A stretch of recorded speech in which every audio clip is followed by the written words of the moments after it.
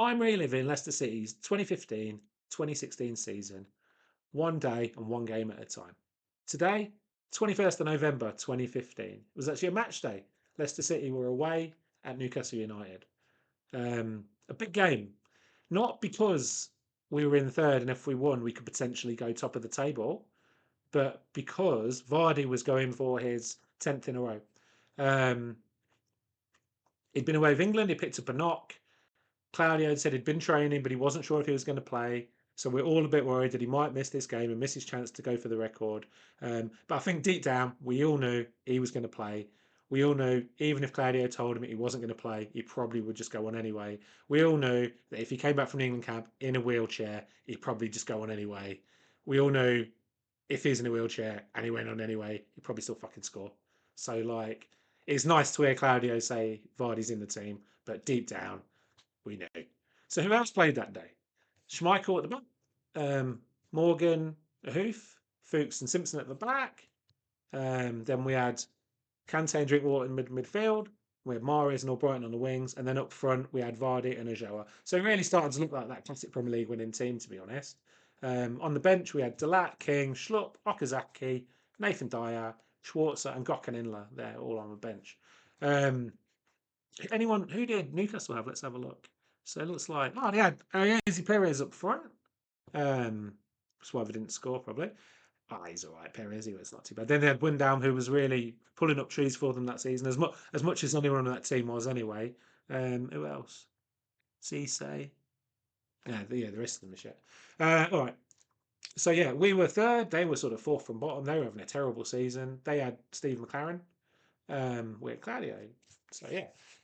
So how the game play out anyway? So first half I remember, was quite scrappy. Not a lot happened. I mean, that's probably because Leicester were really a counter-attacking team, and you can't counter-attack when the other team didn't really get out of midfield or commit anyone. So it just ended up being a midfield scrap. And just before half time, I think in injury time actually, Sissoko let Vardy snuck past him, and he beat the keeper there at the low at the near post, just 1-0. Classic Vardy goal, just 1-0, just low at the post. So that was the record equalled.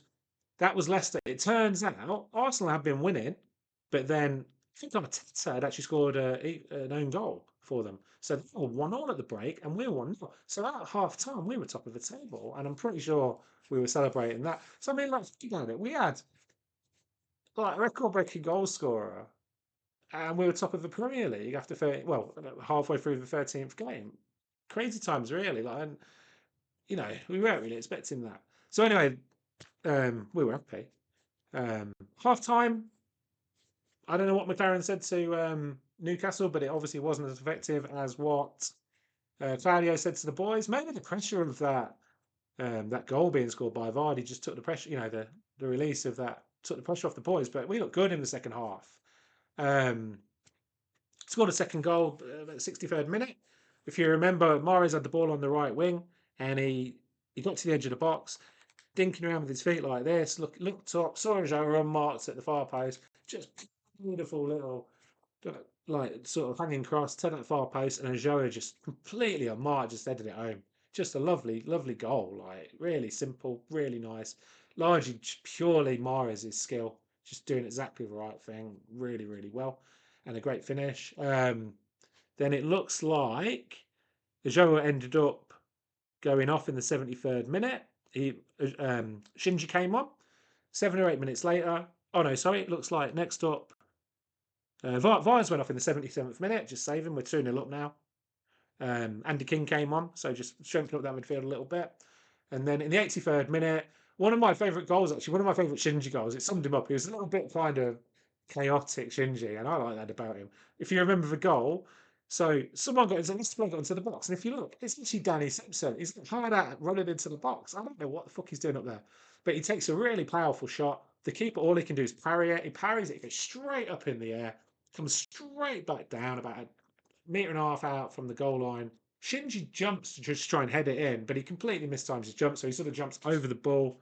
The ball's dropping, he just misses it. He misses his header completely. The ball bounces back up at some pace, straight onto Shinji's head, heads up, keeper saves it, falls straight into Shinji's foot, and he just dinks it home. Like it's just like it's a neat little goal. Clumsy and messy, but it just to me that's one of my favourite Shinji goals. It's just a belter. So anyway, 3-0. Dyer came on in the 89th minute. 5 minutes later, took Mahrez off, saved his legs as well. We won 3-0. Leicester fans up there on the 14th floor celebrating. Vardy with his now he's got a chance to go for the break record, and obviously where's next? Man United, home to Man United, who kind of have the record and we matched one of their records. Um, just neat. So 3-0 away from home, second clean sheet of the season.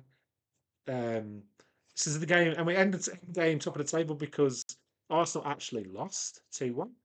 This is the game where Claudio, I think they asked him at the press conference, "Oh, you're top. What do you think?" And this is where that quote came out. I want to see the horses at the end of the race. I don't know what voice that was, Welsh. But anyway, yeah. And this is where McLaren's quote at his press conference was like, he actually apologised to the fans, saying that was the worst performance of the season, which it didn't end up being by a long way. And actually, to be honest, losing 3-0 to Leicester was not too bad a result when you look back over that season. So anyway, yeah, we're leaving Newcastle with 3 points, a new record equaling goal scoring, and he's got a chance to go break that record. Happy days at Leicester. I shall see you tomorrow.